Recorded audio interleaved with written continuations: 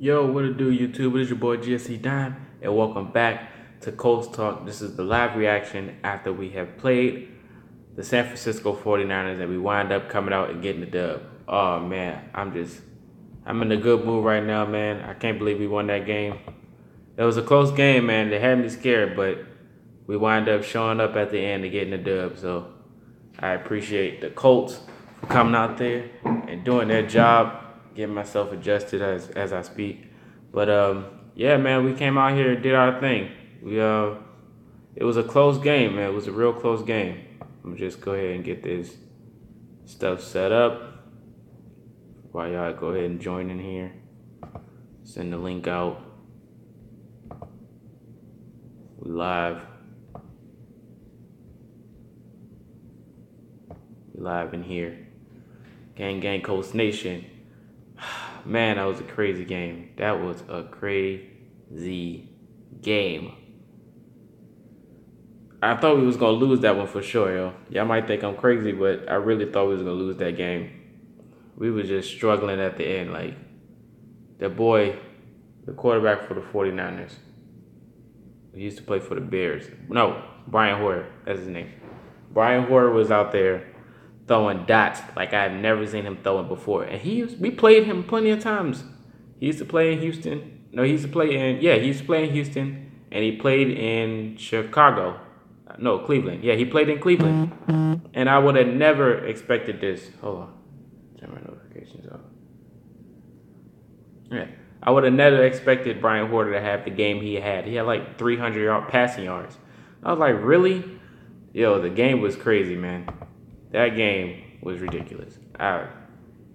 Brian Hoyer out of everybody. But we came out there and did our thing. Vinatieri wound up kicking a game-winning field goal at the end for 50-yard field goal. The GOAT, Adam Vinatieri. Shout out to Adam Vinatieri. And this game had a lot on it, man. You know, this was definitely a Ring of Fame game, and we just couldn't. Give me a second.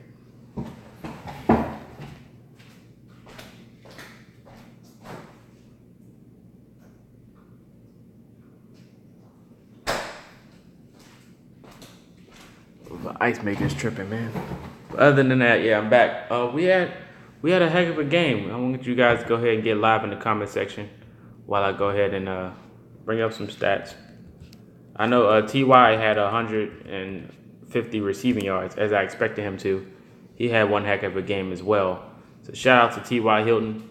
We came up big at the end. I'm just going to pull up some stuff. Mr. T.Y. Pull up my comment section. There, you good? All right, yeah. So Brian Hoyer had 29 for 46, 353 passing yards. Brian Hoyer shredded our defense. He got sacked twice. He had 2 touchdowns, no interceptions. Carlos Hyde was on clamps this game. And that's what I like to see from the Colts. If we can stop their run, we can win the game. I mean, being as though they got it done on the passing end, we did a good job on the defensive rushing end, which I was shocked. I didn't expect us to go and have a good defense stopping the run like we did today. He had 8 carries and 11 yards. Matt Breida had 10 carries and 49 yards. They had no rushing touchdowns at all from their running backs. And Brian Hoyer ran twice, but he didn't get anything. But other than that, Frank Gore broke the record. Congratulations. Shout out to Frank Gore, passing Eric Dickerson in the rush record. It was only 3 yards. I definitely expected him to pass that. That was like one of the easiest ones. He's been doing it for so long. He had 14 carries and 48 yards, no touchdowns. Marlon Mack wound up having a touchdown, and Jacoby Brissett ran for one as well, which was pretty fire. Jacoby did throw an interception this game. It was pretty risky, but you know, you gotta do what you gotta do. He was 22 out of 34 for 314 yards. So this was definitely a passing day for both teams. Shout out to the stat patter, FanDuel god, T.Y. Hilton, man. 7 receptions, 177 receiving yards, but he didn't have no touchdowns. This is one of the downfalls. Marquise Goodwin, on the other hand, had 5 receptions and 116 for the 49ers.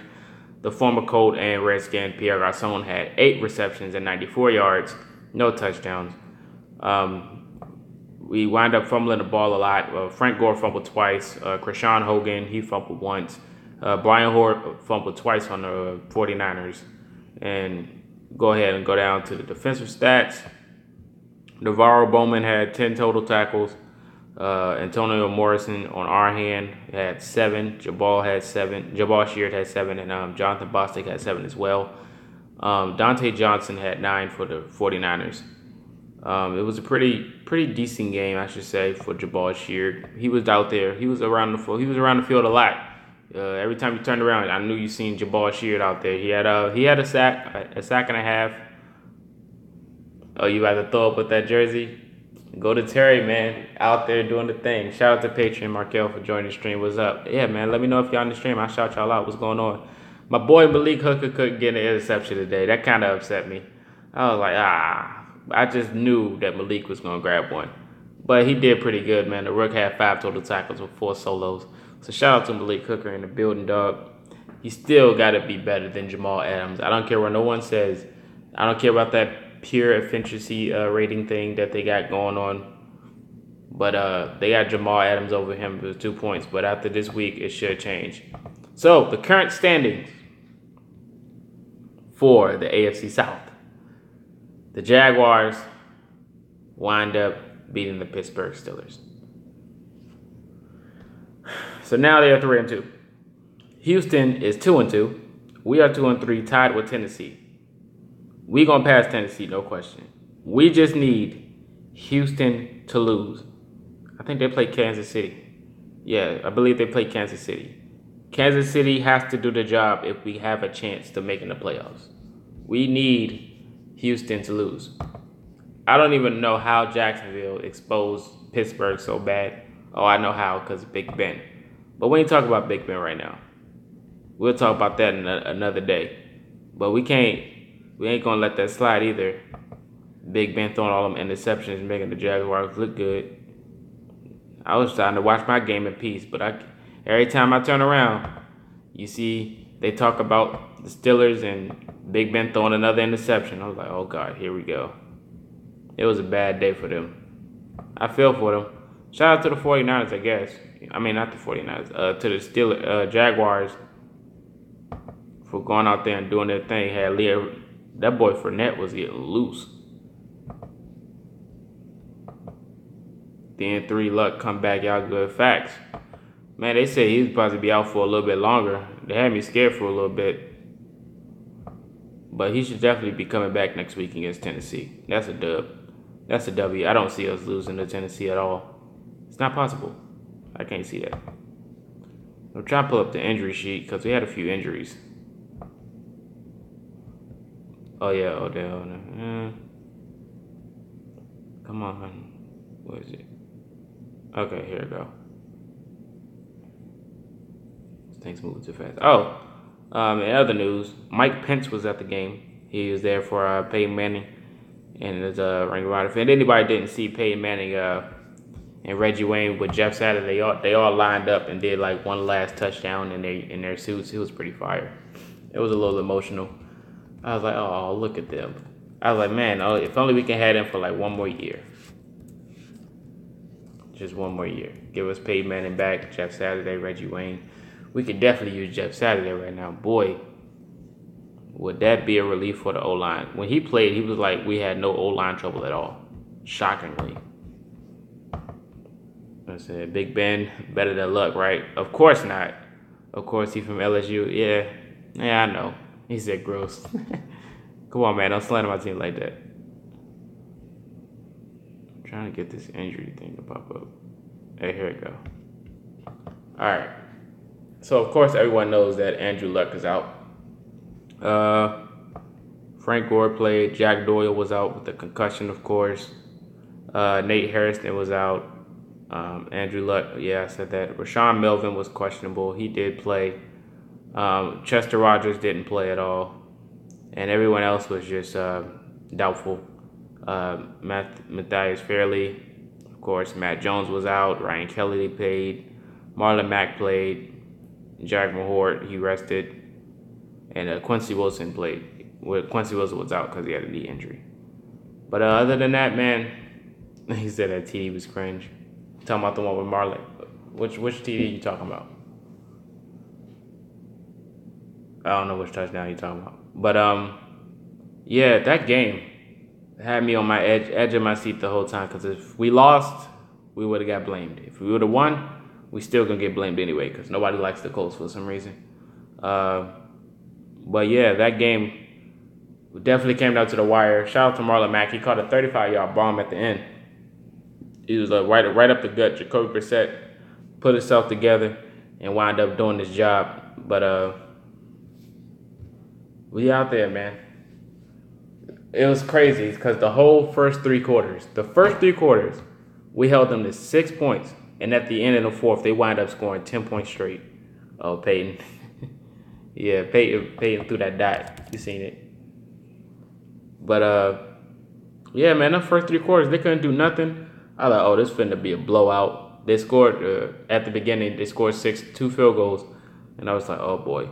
So we wound up scoring back, and then we just took a commanded lead going into the fourth. And little do I know, we wind up struggling as I predicted. We always struggle in the fourth quarter when we don't have luck. Well, sometimes when we do have luck, we struggle. But we wind up struggling going into the fourth, and Brian Hoyer just woke up and became God out of nowhere. He threw so many dots. He only had at least 4 incompletions in the fourth quarter. And then in overtime, they wind up getting the coin toss. So I was like, oh God, this game is over. Because the way they shredded our defense in the fourth quarter, I just knew in overtime that they was going to shred us. But they wind up struggling, and Brian Hoyer threw 2 incompletions back to back. And they wind up getting stuck on fourth down. They wind up getting stuck, and they didn't go for it. So they just punted us the ball, and Jacoby Brissett pushed the ball down the field, hit the 2-minute warning. You see a 35-yard bomb, boom. Brissett just threw the ball up the field, and Marlon Mack was open. And I was telling people when the season started, Marlon Mack was going to be like the David Johnson for the Cardinals, how he is for the Cardinals. He's a running back, and he can play wide receiver at the same time because he can catch. He's like the Le'Veon Bell for the Steelers. He's that go-to guy that we can definitely use for both formations. For offense, we can use him on the spread offense, and we can definitely use him in the backfield alone, like when Frank Gore gets tired. But that game, Jacoby caught the ball, when Jacoby got the ball and threw the 35-yard up to Marlon Mack. It's a great route, great catch, and it put us right in the opportunity. So we wind up giving the ball to Frank Gore. He got stopped. He tried to get it in for the rush, tried to get a little bit more yards, and Frank Gore wound up getting stopped for no gains at all. And then we wind up throwing the football again and getting up to the 50. And then Vinatieri did the job from there. And we wind up winning that game, man. So shout out to the Colts. We needed the Jaguars to lose today. I'm not even going to hold y'all. We definitely needed the Jaguars to lose. We needed them to lose for real. And next, we need the Texans to lose. So we got a Monday Night Football game coming up next against the Tennessee Titans. Now, rumor has it that Mariota will not be playing this game, which is good for us because I would love for him not to play this game. If you don't play, it's an automatic W. If you do play, it's a W, but it's with a risk. Because I don't have faith in the Titans like everyone else does.